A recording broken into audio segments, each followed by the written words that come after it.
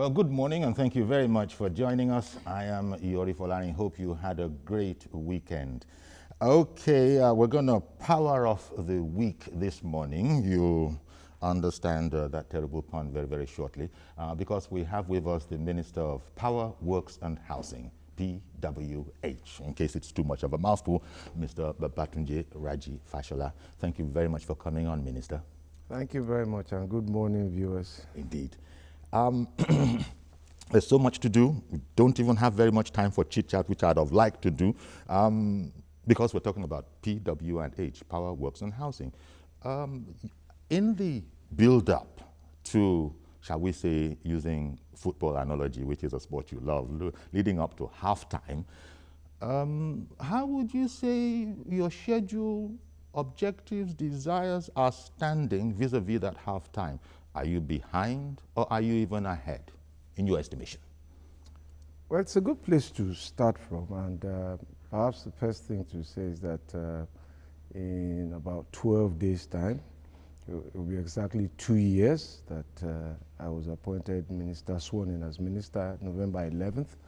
And perhaps just at the cusp of halftime, I think the place to put it now is we have momentum. Okay. And that is important, and we're driving with momentum now. And this is because, first, for you to manage anything, you really must get a hold of it. And that's why I've been on the road, traveling, going to see the power assets as they exist, the distribution assets, the generating assets, the transmission assets, and also going to see. So I do that with the monthly power meetings.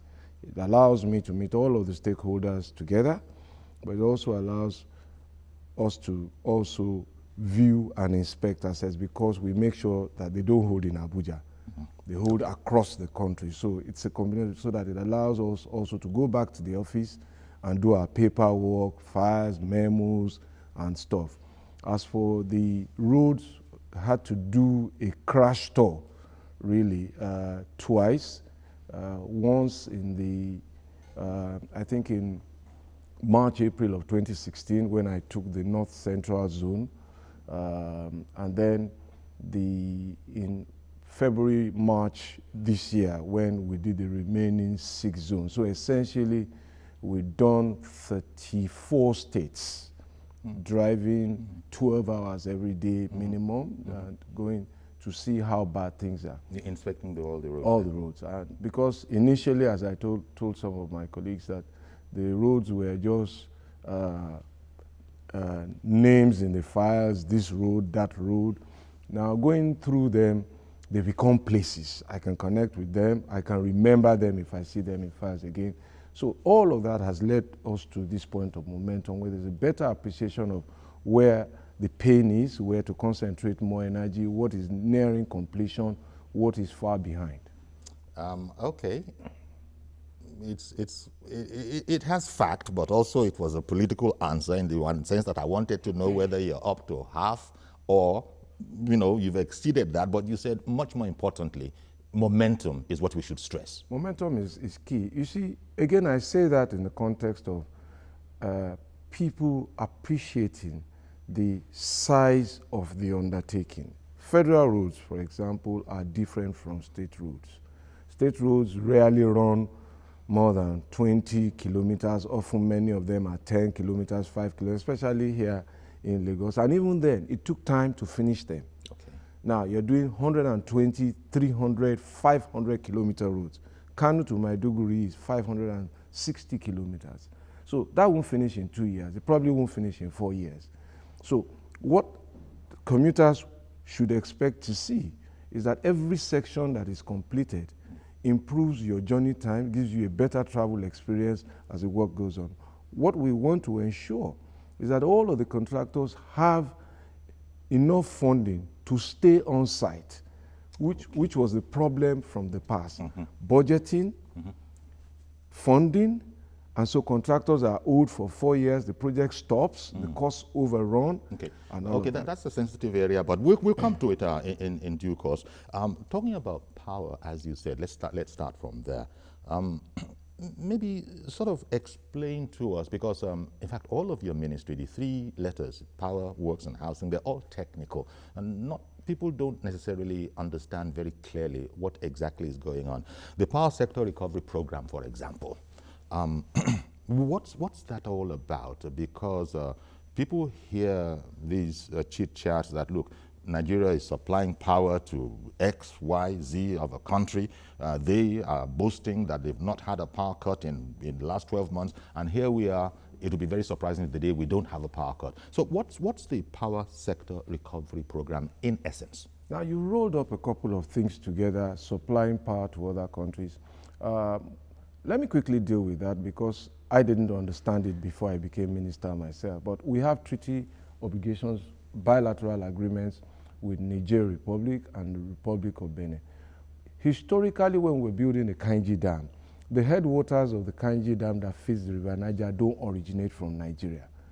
So if we chose, as we then did, to dam the waters, we were affecting the rights of other countries, and they could equally have done the same thing. So if any one of them dammed the headwaters, the River Niger and ultimately Kainji Dam will not get water. Okay. And so there were agreements that, okay, if you build that power plant, you give us some power. And similar agreements were made with Republic of Benin. Just like the West African gas pipeline, we supply Ghana gas and all of the West African. Now, their population is not anything near ours. And most of the electricity you're talking about is actually in the urban centers. So some of those countries come here and say, look, we have a crisis, we need 40 megawatt. 40 megawatt doesn't solve our own challenge. Okay, okay. And we also earn money, foreign exchange, from that. So which at this time, when the generation companies, the power sector needs funding, foreign exchange supply becomes helpful to helping them earn money from the power that's sold to them. Now, the Power Sector Recovery Program, we all, I think, remember that we decided to privatize power from public to private. We decided to keep the transmission section and privatize the distribution and the generation side. Now, clearly expectations were mismanaged because people thought that once the privatization thing happened, there was going to be electricity. That happened in the heat of politics, and it's needless to moan over it. But the point to understand is that fundamentally privatization is the way to go, fundamentally. Now, the way that exercise was done, some of the limitations, some of the omissions, and anybody, that could have happened to anybody.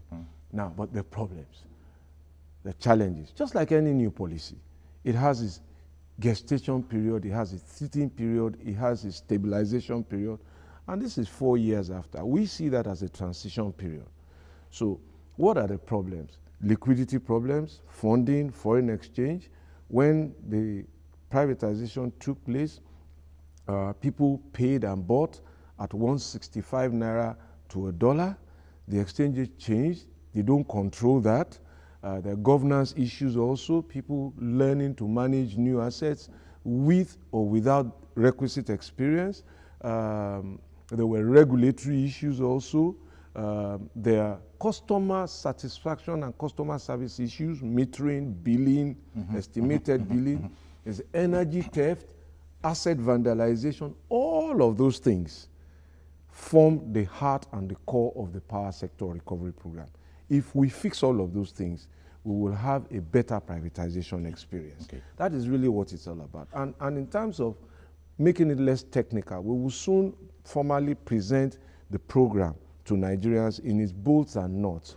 And we plan also to translate it to the major languages. Okay. Because I am convinced that when our people understand something in their own unique way, they sign on to it and they contribute their part to it. Indeed. It's good that we've come to see the nuts and bolts, because even something as common, perhaps mundane as just getting those meters to residences, it's a big deal. It's rocket science. Government is continually telling us that, look, just walk in, you can get it on demand. Well, actually, that might be the way it was intended. It isn't the way it happens. Yeah. Now, metering is a logistic operation. It's a massive operation. And before we go into metering, just look at very simple things like come and register your SIM card. Just look at things like come and register for a national ID card. Yeah. Or come and register for your voter's card. even what's this Now, new card in the banking? How many homes fall within that bracket as against the number of homes that need electricity? Now, let us see the technical side of those exercises that we didn't do as well as we should have, where there's a lot of improvement in BVN, SIM card registration, voters card registration, and all of that. There is room for improvement. And they are not as technical as metering, where I have to come to your house, assess your energy demand, how many air conditionings, how many televisions, how many cookers, because you need to have the right meter. Otherwise, you will underpay or overpay. Now, are you at home? So if I came to your house now and your wife was not home, I can't meter that house. I have to come back.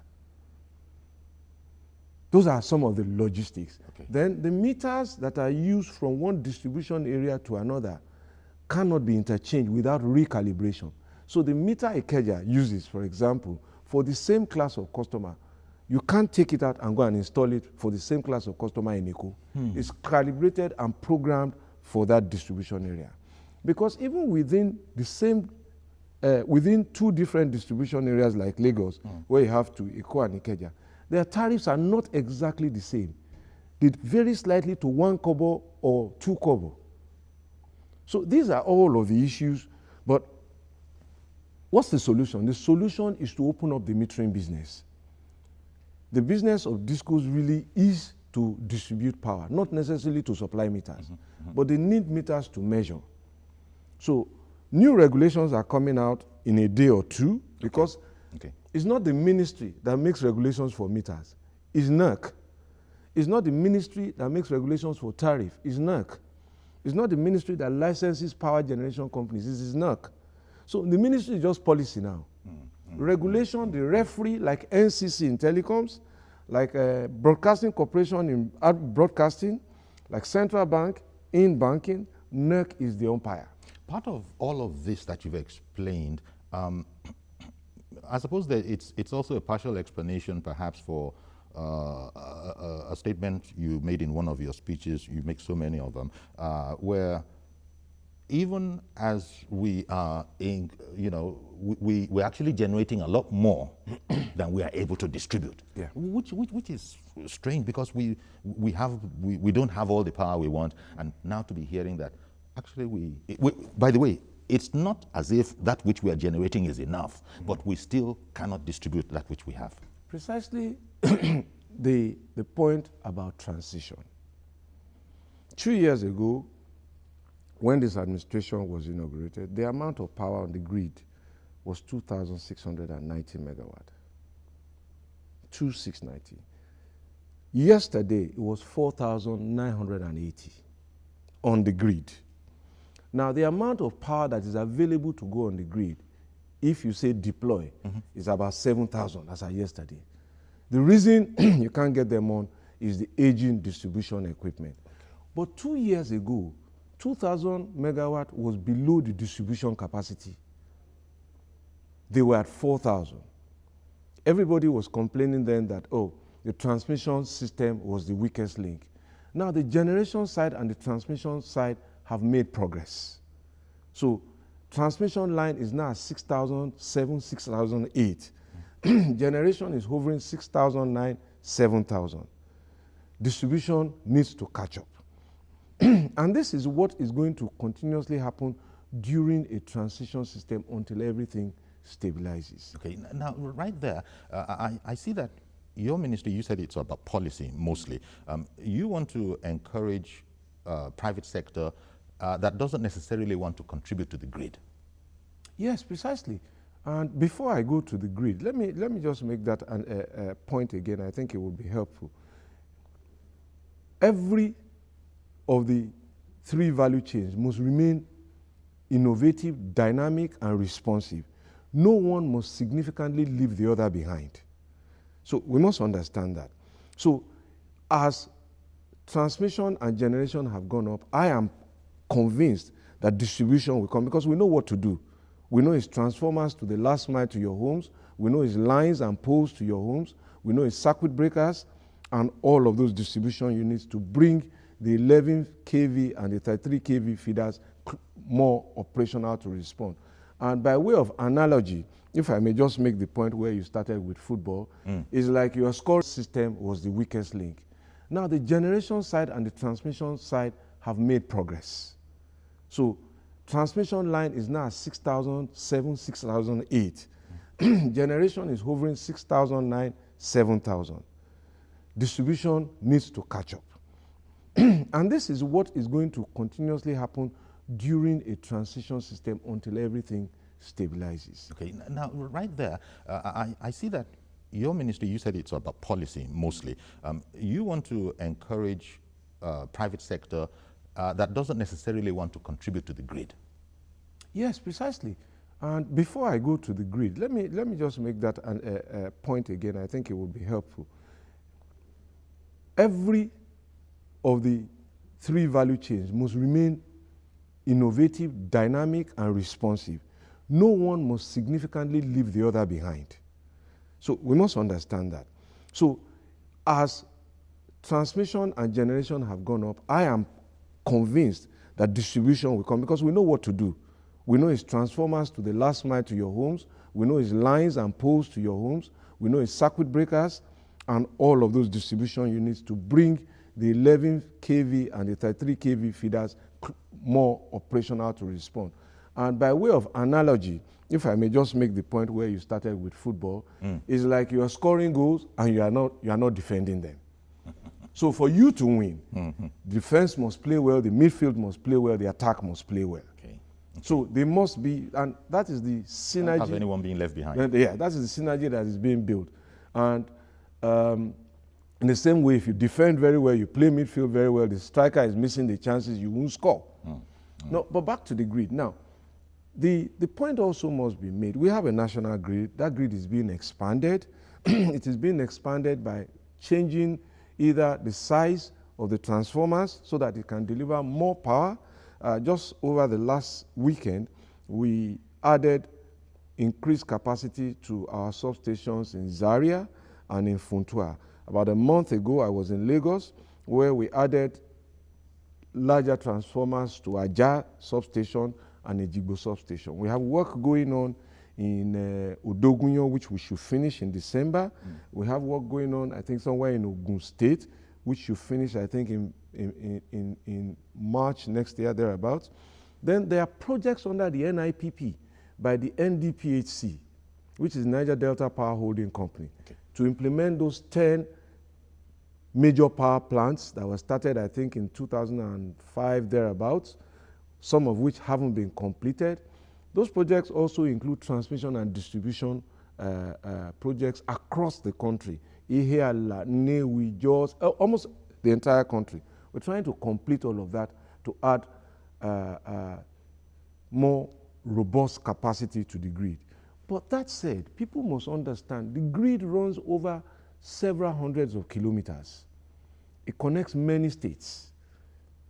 And so it's expensive to build. It takes time to do.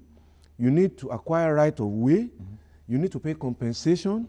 And so if you want to take power to underserved areas, rural communities, or places that are not very, very populous, it becomes expensive to do so. So the way to do that, quickly to bridge access, is mini grids, which we have now licensed. NERC again has issued the licenses. So, and there are two categories there. If you want to do a mini grid of less than 100 kilowatt, you don't need a license. Develop your grid, but notify NERC that you have power here. If you are doing over 100 kilowatt, but up to a megawatt, you need a permit. NERC is saying that they will fast track that permit and give you power. Now, 1 megawatt, you might ask, 1 megawatt is a lot of power in any dimension. Properly applied, properly deployed, 1 megawatt potentially powers 200 homes. Now, we need to see more of this. And we are already seeing off-take, solar, hybrids. We are also doing focus now on commercial centers. We've done audits of Sabongari Market. We've done audits of Shomolu, the printers hub there. And we've done audits of Ariaria Market in Aba. And within 6 to 9 months, hopefully, touch wood, we should be able to power those places. Ariaria has like 27,000 consumers, the market. And that is a place where we are showcasing made in Nigeria. Okay. So there's also some sharper focus on commercial centers as we're focusing on schools, universities, federal universities, 37 of them, and 7 teaching hospitals. So there's a broad intervention approach here. All of this that I've just spoken about is done by the Rural Electrification Agency. Okay.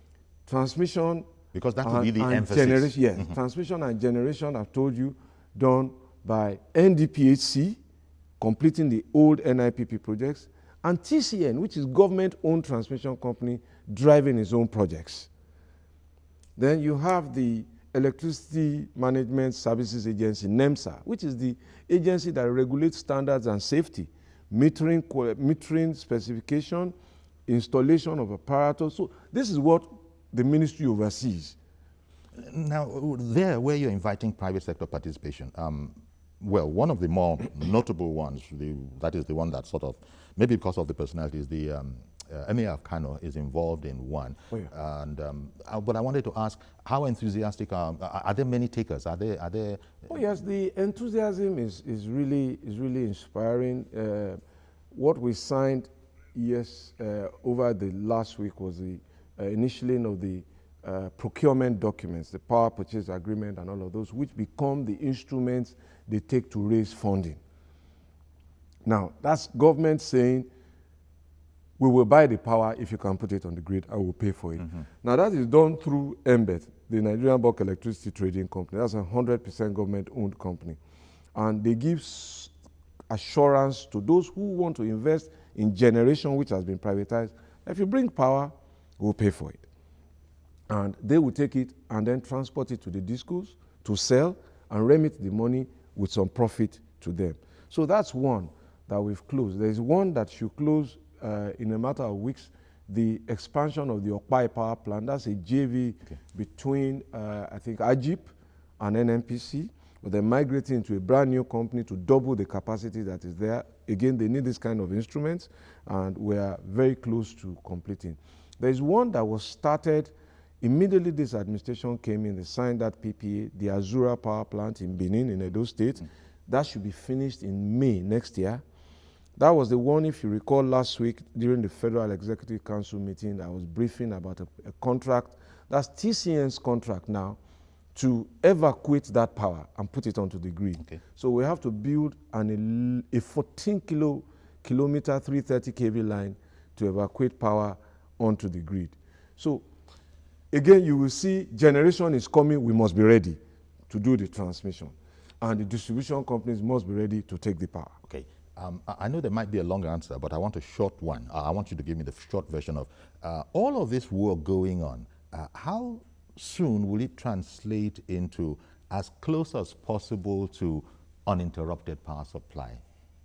It's not a short answer. Let me explain it. Let me explain it. I knew. It will get better by the day. Progressively. That is the honest and sensible thing to say. And you can see by the numbers, you can see by the experience. Just close to us here, there's a community called Magboro. They haven't had electricity for 10 years. We've connected them.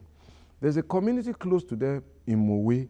We're finishing their work, I think, in December. They'll get connected. There are communities in Okitipupa, 36 of them. We solved, I think, 16. So it's a continuous, I understand. It's day by day. Okay, so for those communities that you've just mentioned, the other communities that do have connection and are complaining about too many power cuts, they're way ahead of people that aren't even in the catchment at all. We'll get to them one after. It's a transition thing, and as more of these power plants come on stream, as we complete the transmission projects, and I told you about transmission projects, they go through people's villages, people's farms, you have to pay compensation, all of those kind of things. They take time to build. Okay. Now, your ministry is interconnected as far as I can see. Let's go to works now. And this brings us to roads. I mean, I just looked at some of the maps that you have in your office, and very few things. It just looked like a schematic diagram of transportation in Nigeria. How are we doing there? Something of a progress report. Again, going back to my analogy, are we, in terms of what your objectives are in that regard, you know, anywhere to the halfway point as you come to the halfway point of your appointment? Again, it's a day by day, inch by inch thing. I've made the point about the size. I've made the point about the time it takes. I've made the point about the local issues. Now, perhaps let me start from here because I'm in Lagos. So let's talk about your local issues. Sure. Apapa Port, evacuating that place. So we now have a solution we're working with. So we are responding. Costain, Ijora, we have a contractor there, Reynolds Construction. If you go to the Costain roundabout now, you will see that it's just been resurfaced to move traffic more efficiently because it was just failures, bottlenecks around the place that was congesting the place. If you go to Akmogbon now, the ramp is better. We've leveled it out and we've resurfaced it. The outer marina is what we plan to do next year when the rail construction slows down, when heavy work has been largely completed because they're still doing a lot of piling on the Lagos Rail project there. If you go to Loma in Ijora, coming from Carter Bridge, the section that failed near Ijora Lokpa, Julius Berger is there. They're working. I stopped there last night. And there are other places like that where we're intervening on federal roads within the state. Now, moving out of here is the Lagos-Ibadan Expressway to Oyo, Ogbomoso, Ilorin, Jeba, Mokwa. Now, those maps you were talking about, you will see 4 major routes there, the A1 to A4. Lagos, Jeba, Mokwa, Ilorin, Oyo, Ogbomoso goes all the way to Ilela, the boundary of Sokoto State and Nigeria Republic. That's the A1. The second one is the Warri, Port Harcourt, Warri, Benin, Okene, Lokoja to Katsina, again to the border. That's the A2. The A3 is the Port Harcourt, Enugu, Aba, Makurdi to Yobe. And the A4 is the Calabar, Ugep to Katsina, Ala, all the way to Borno and the boundary of Chad Republic. Those are the major arterial routes that all share a port to the Savannah connection. If we fix those roads, we will essentially have really impacted a huge dent on the experience of commuters in a positive way. Now, we have contractors on all of those roads, all.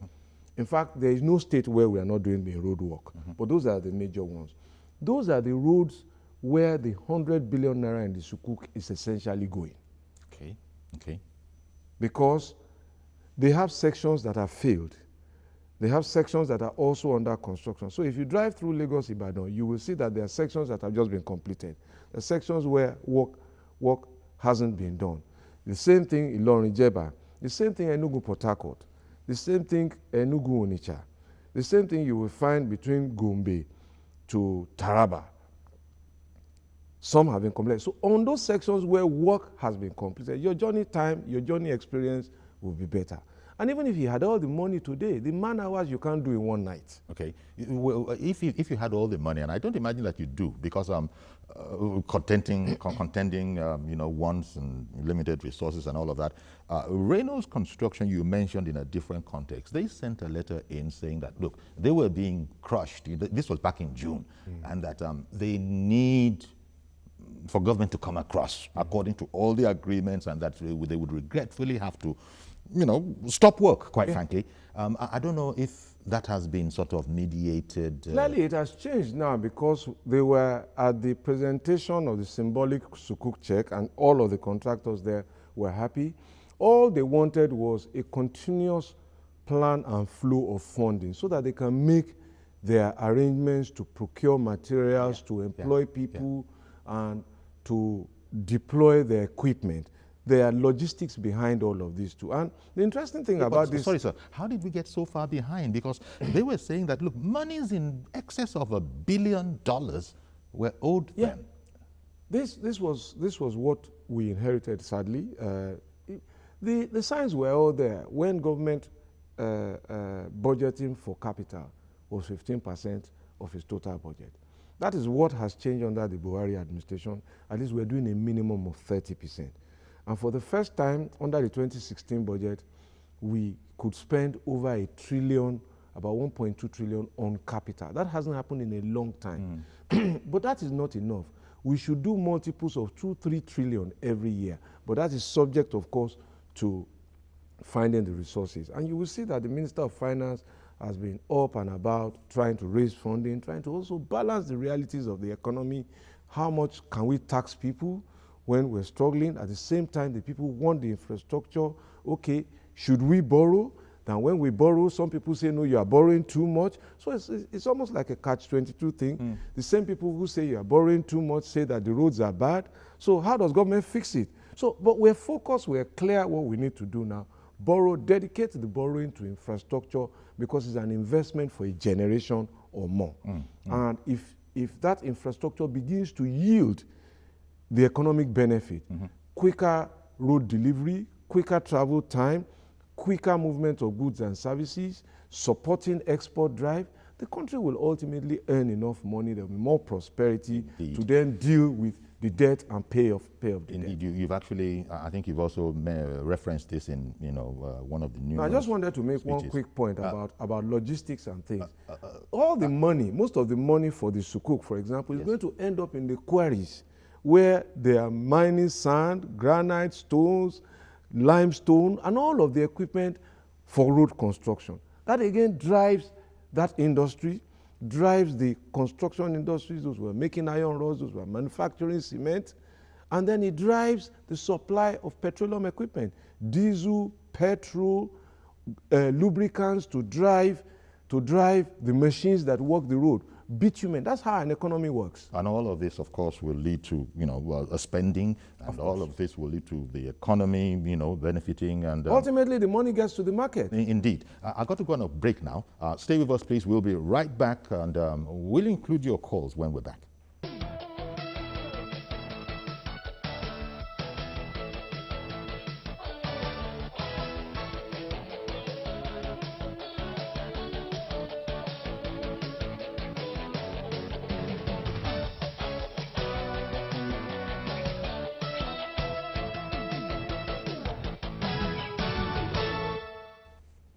Welcome back. There's so very much to talk about, between power, works, and housing. Maybe I should just limit myself. There's so much more I'd like to find out, but let me just go on to housing now, for instance. All of this is all about equipment, materials, and you were just saying before we went on break how all of this will factor into our spending. In fact, it's an exemplification of spending our way out of recession that we've been hearing about. Now, housing also.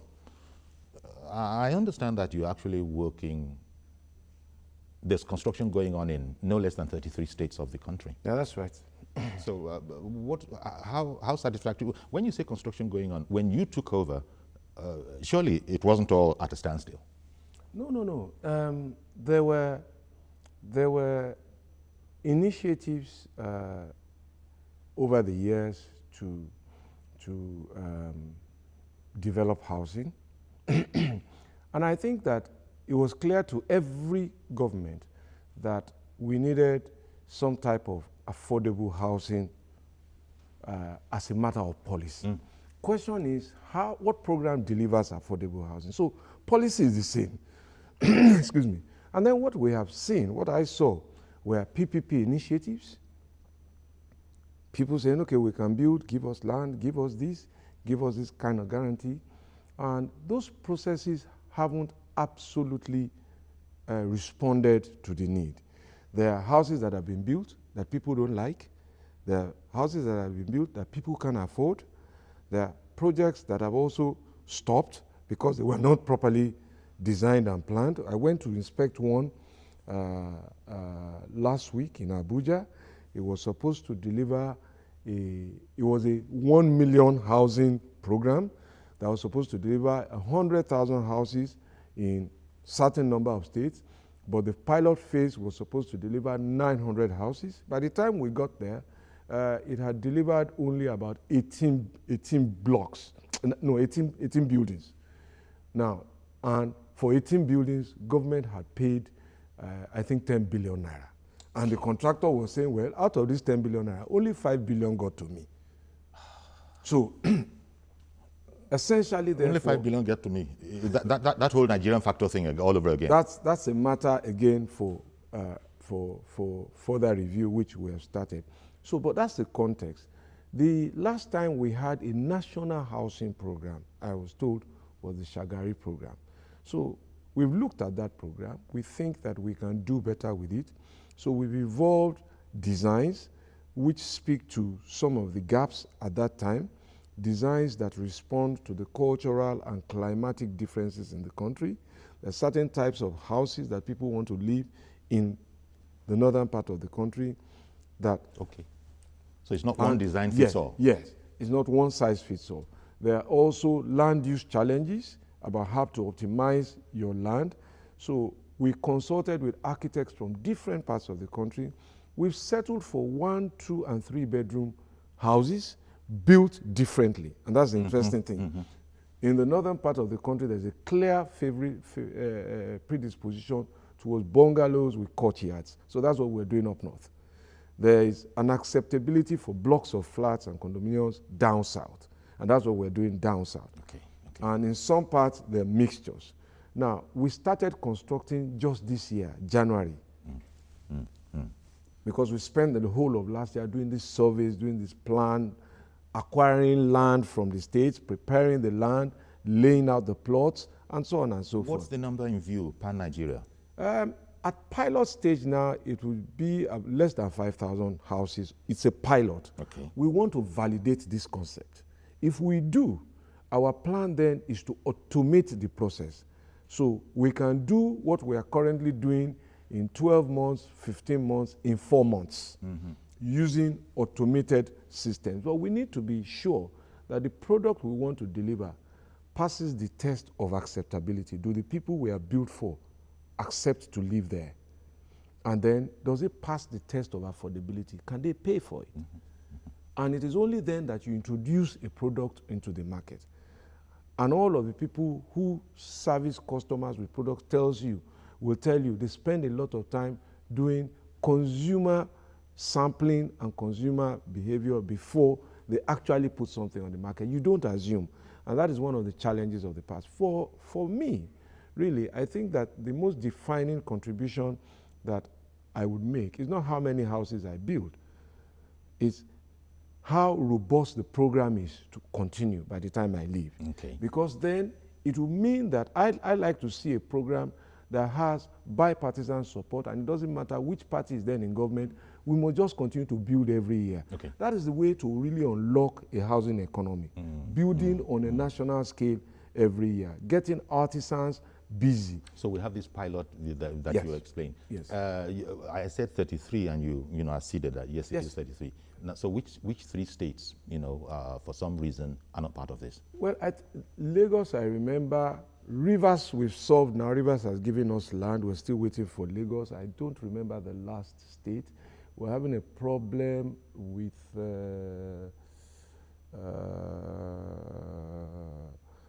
Okay, there's one more state. There's small issues. Small issues. Yeah. And for some reason, our Lagos is in there.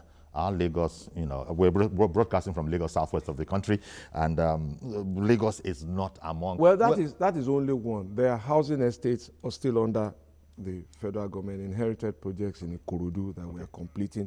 So Lagos is not left behind, and Lagos is not left out. Okay. But the national housing program, we are hopeful that we will get land. We're also looking at other options if we can get land from the Federal Housing Authority. Around the Paja and all of those land tracts of land that they hold. So we're looking at many options. So it's not foreclosed. Okay, I probably just have to leave it there, but a lot of people are going to be scratching their heads over Lagos, the difficulty of land. In fact, it's one of the prolific markets for housing anyway. So indeed, Lagos, Port Harcourt, Kano, and those major population centers, Aba, those are the kind of places we want to do a lot. Okay. Okay, Alhaji Subaya, thank you very much for holding on. I wanted the minister to land. Please go ahead with your question. Okay. Your Excellency, sir. Good morning, sir. Good morning, sir. Yes, sir. Your Excellency. Okay. Okay. Are you hearing me, Mr. I can hear you loud and clear. Okay. Your Excellency, sir. Good morning, sir. Good morning, sir. Yeah. First of all, I will salute your courage. Your wisdom as a son. Facing that part. That area of professionalism. I salute your courage and your wisdom, sir. Now, but another point is this: the issue of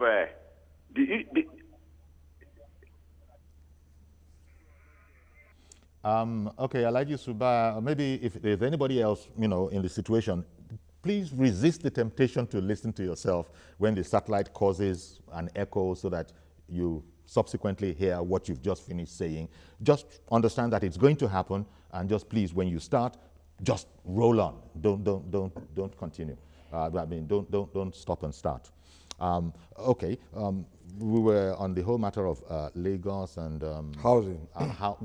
Housing and then Lagos, and but I suppose we have to leave it there.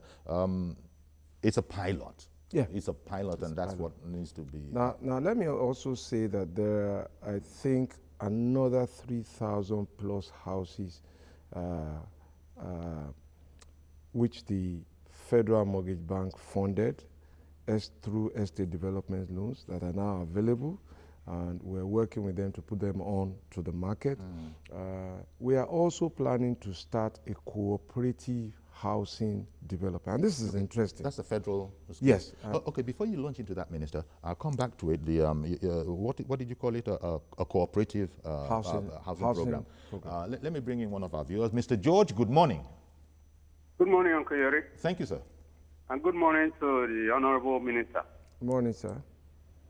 Honorable Minister, I'm not one of those who say that the portfolio you have is too big for one person. I don't agree with such people because I know you have the capacity. But I'm one of those accusing you of being too lenient to the distribution company. You just narrated a scenario about 3 segments in the power sector, where 2 segments are performing well and improving, but the distribution sector is not catching up. And the one that is not catching up is the one that was privatized. How is it that the one that government is handling is improving, but the one that was privatized is not catching up? That goes to justify the argument that the power sector that was privatized is in wrong hands, sir. The people that that bought the power sector, that bought the distribution sector, do not know anything about power. This is what we common people believe. Okay, Mr. George, thank you very much for calling in. Would you like very to comment? quickly, I think the first thing to emphasize is that it wasn't only distribution that was privatized, generation was also privatized. And that said, I think we all need to also understand how the privatization works. The privatization essentially now vests the regulation, sanctions, and so on and so forth in NEC, not in the minister. Now, if you want an analogy, when we had issues about violation of SIM card registration and one of the operators had to be sanctioned, it wasn't the Minister for Communication who sanctioned them. It was their regulator, NCC. So it's not my job as presently constituted to sanction discourse. My job is policy and coordination, helping them to overcome their problems as best they can. NEC, the regulator, is issuing guidelines. You can't just punish people, which is what I suspect you say we're being too lenient. Again, I also believe that not everybody is useless, and sometimes even in managing children, let us use that analogy. You don't beat a child to death, and there must be some point where you begin to inspire, to encourage, and to determine really the limits of that child, to see whether that child can actually do what you are asking him to do. He may not have the talent to do that. He may have talent to do something else. And that takes me to the question of capacity. And where we find out that there is no capacity, there are rules of procedure for also ensuring that certain consequences take place and certain actions are followed. Now we've talked about an investor that is now planning to bring $1 billion into the system. They can only do so when they know that government will not interfere. They can only do so when the rules of engagement are clear, that it is the regulator that runs this industry. So, and we must keep that. There won't be policy flip-flops. Yeah, there won't be flip-flops. We've sold them, they're having difficulties, but remember that at one time, generation was below distribution. Now generation is now exceeding distribution. So it's a work in progress, and to say continuously, the transition is 4 years old. So it's going to take some time to take root. But I am confident, very, very confident, that if we stay the course, it's not a sprint. This is a marathon. If we stay the course, this will work. Mazi Okoroafo in Arochukwu, good morning. Good morning, sir. Honorable Minister, sir, please, on Hofia Arochukwu Road, since the end of the Civil War, nothing has been done. Please help us. And even about Ikotekwene, sir, please, let this shop estimated bill. If there's a way they can stop this estimated bill and give us meter. Thank you, sir. Honorable Minister, you have done well, sir. Thank you, sir. We have a contractor around Arochukwu. I was there earlier in the year, and let me say that Senator Ohabua is constantly in my office. We are trying to work solutions to that road, and you will see hopefully a better travel time experience on your roads as our contractors return to work. We know that the rainy season wasn't very, very forgiving, but as the dry weather comes upon us and as we get money from the Sukuk now, we are spending about 16 billion in each of the 6 zones, almost equal distribution. Mm-hmm. So we should get some activity going right through the dry weather. Mr. Adesina in Ojo, good morning. Good morning, Uncle Yori. Good morning, sir. Good morning to the Honorable Minister, sir. Good morning, sir. Good morning, sir. Uncle Yori, you see, most of us that live in Lagos, we knew the good work the Honorable Minister did in Lagos when he was in governor of the state. And every day we pray for him that God will continue to give him more grace to do more. But Uncle Yori, I must be frank with you, though there is construction road going on in this our Ojo Road Aziz, from Badagry down to Koko, and we are not finding it easy.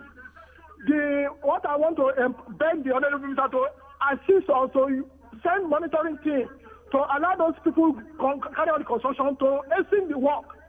We spend 4 or 5 hours on the road because of bad roads, and these are federal roads. Okay. So you have done well. In the area of power, I will tell you in my areas, powers have improved tremendously. Let me be fairness to God. Powers have improved. But the roads, we still need more hands. We need him to do more monitoring, to check the people doing the construction so they can hasten and help us so that they'll fix the road, so that we can spend less hours outing when we are going out to work and coming back. Okay, then. Thank you very much. 5 hours on the road because of ongoing construction. Let me say that the Lagos-Badagry Express Road is a federal road, but Lagos State government took it over to construct during my tenure. We started the work. Now, I don't know what section he's particularly talking about, but if it's the section between Mile 2 towards Okoko, I remember there was a major problem that there's a major petroleum pipeline that needs to be relocated. So that has slowed down work. So it's a challenge between service for petroleum products, getting the right contractor to quickly do it. But what I can tell you is that just please bear with us. The state government is the current contractor on that road up to around Okoko is what was awarded. I think 20 kilometers from first gate to this thing. And beyond that is still a federal responsibility. It is part of the Lagos-Abidjan corridor, where I also serve now as chairman of the implementation committee of ministers of Nigeria, Republic of Benin, Togo, Ivory Coast, and Ghana. Okay. In fact, we'll be meeting in Abuja around the 9th of November. We're getting funding to complete the entire corridor from Lagos to Ivory Coast. Mm-hmm. And when the minister spoke about taking over, Lagos State government taking over during his tenure, for non-Nigerian international viewers, the minister's immediate past job was that of governor of Lagos State. Now, speaking about these roads, and quality control and all of that, we hear that some people are saying that we recently completed Abuja-Kaduna Expressway. You know, they're about to mount a protest, say shoddy work, it's started to fall apart. What's that about? No. It's this. Abuja-Kaduna is 165, 168 kilometers. Okay. That road was completed in the early 90s. In terms of design life, is about due for a total remake. We couldn't do it as a contract for two reasons. First, we didn't have the budget to do it. There was only about 2 billion naira in the budget. The estimated costs are in the region of 100 and 140 billion. Now, what we did during the airport closure, when traffic was diverted to Kaduna Airport, was to patch failed sections. So it was a temporary make. So what we spent was roughly $1.05 billion. So you can't spend $1.05 billion to repair a 165-kilometer road, 2 lanes, both ways. So it was that's about 600 kilometers. You can't do that with 1 billion naira. It was a temporary thing to give relief, safety, so that accidents are reduced. Now, what has happened is that places that were okay when we did that work in January have opened up as a result of the rains. Okay. So it's not essentially, in fact, I've called the contractor and we've gone through kilometer by kilometer, comparing what he did to what is now failing. And in over 98% of the instances, there are places where they didn't work on. They were okay at the time. Roads are deteriorating assets, and as they age, they open up, especially during the rainy season. And it's not peculiar to us. In Europe, during winter, most of their roads also fail. But what they do is that they prepare ahead. They prepare ahead of the end of winter so that during summer you see a lot of construction work going on, preparing for the next winter. That's what we're trying to do. We lost some time as a result of problems with financing and budget. But apart from those 25 places where I told you we're intervening, there are 44 roads across the country where we again plan to intervene, and we are completing the procurement very soon. And those are the major failure areas, places where we had flooding during the rainy season, places where we had bridges damaged, places where there was erosion, and so on and so forth. Mr. Olushola in Magboro, good morning, and thank you for holding on. Yeah, thank you, sir. Well done. I first of all congratulate the honorable ministers and then for the work he has done for the generative. But we see how the problem. Yes, Olushola is my name from Magboro. We thank the minister for the work he has done for the generative, improved the light, and we see how the problem of distribution. Like in Magboro side, there is a failure from Okearo, past to Magboro. All the villages every day are having a problem. We have gone to Sagam. They say we are the one to repair the transformer. We contributed the money almost to 300,000 to 500,000 to do the transformer. They said we should buy pole, we should buy everything. Up till now, the contractors outside and the people in the electricity in Shagam, they are driving us. The honorable minister should please let us know what is happening. And the corruption that they are going on among the contractors outside and the people that are working in. That is what I want the other minister to hear and see how he can help those people from. All right then. Thank you very much. Okay, very quickly. The NDPHC is the the government agency implementing that program. I am aware of the problem we are having in Okearo, and I think we had a meeting last week because we do weekly project review meetings. So that place is one of the distribution projects that they plan to complete, I think in January or February. So just bear with us. We're aware of it. I will be coming there to actually see what is going on as part of my end of year assessment tour. But we have also a transmission project there by a company. So I'll be coming there to see, but there is a work in progress. Don't pay money to anybody. That's not your responsibility and that's not your duty. That's our responsibility and we will discharge it. We've run out of time, but I'm going to still squeeze in the cooperative housing program you were going to speak about. Yeah. Tell us about that Essentially, briefly. what we've seen is that And by the way, could you also include the issue, people are calling in wanting to know about resolutions of certificate of occupancy issues. Maybe you could wrap them together. Okay. Quickly, certificate of occupancy issues where I need the delegation of authority. Really is the president that should sign COOs, but he said that he will resolve it. He's been away for some time, as we all know, but I am hopeful that we'll resolve it in a matter of days or a few weeks. We've resolved the one for consent, so I've signed over 800 consent applications now. So, and I've asked that those who haven't come to collect theirs, they should issue a publication for the ones that have not yet been collected, and we will do the same thing with COOs shortly. Cooperatives, what we've just seen is that the formal sector is not connecting with the informal sector. Farmers, transporters, and so many other people are doing things using cooperatives. And we think that we can leverage on what they can do by themselves by helping them to plan, design, give them sample drawings, let them choose. They have money, it's probably not in the bank.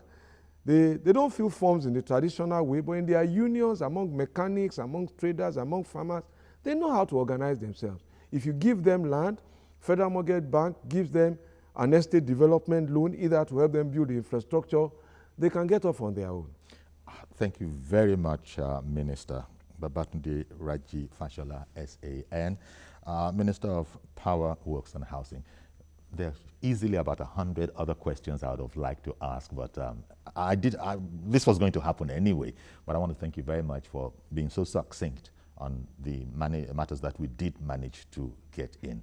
And wish you all the best in your onerous task, although Mr. George called in to say, I'm not one of those saying that you have too much on your plate. I have two other ministers working with me. I have two PAMSECs. We have very competent directors. We have heads of parastatals who are also doing their work. Okay. So I'm not alone. So you have a very competent team. It makes the job that much easier. Thank you very much, Mr. Fashola, for coming on the program.